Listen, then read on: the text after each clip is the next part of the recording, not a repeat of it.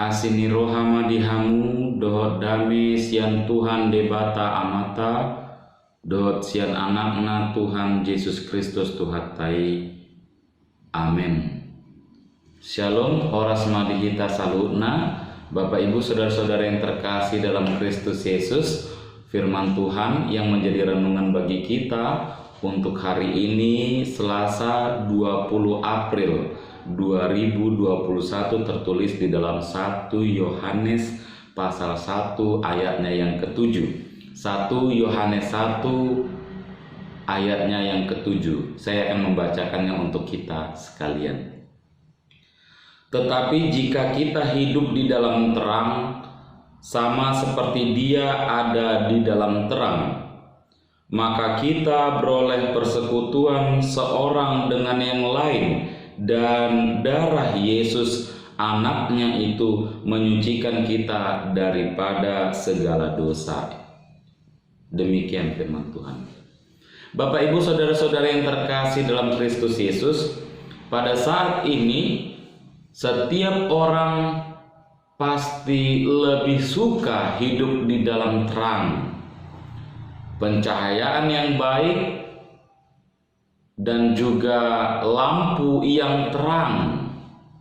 Tidak ada satupun di antara kita yang menginginkan hidup di dalam kegelapan, karena ketakutan, kekhawatiran pasti menyelimuti kehidupan kita. Orang menyukai hidup di dalam terang. Karena apa? Karena dia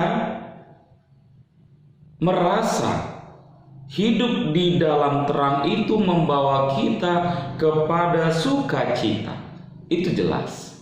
Ketika kita hidup di dalam terang, kita akan merasakan sukacita.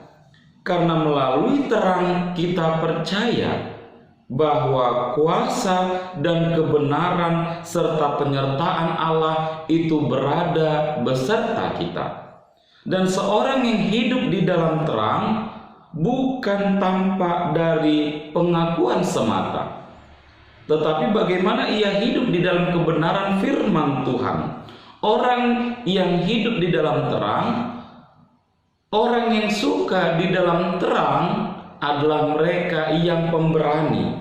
Orang yang hidup di dalam terang, terlebih terang yang daripada Tuhan, adalah mereka yang senantiasa hidup di dalam sukacita dan senantiasa melakukan pekerjaan-pekerjaan Tuhan dengan ketulusan mereka. Mereka adalah orang-orang yang pemberani. Mereka adalah orang-orang yang tidak takut menyatakan kebenaran. Itu adalah mereka yang hidup dalam terang Tuhan. Mereka yang bersungguh-sungguh hidup di dalam kebenaran di hadapan Tuhan sudah dapat dipastikan bahwa ia hidup di dalam terang tersebut. Ia hidup di dalam terang bukan karena kebaikannya dan kemampuan, melainkan karena ia sadar bahwa kita adalah manusia yang lemah.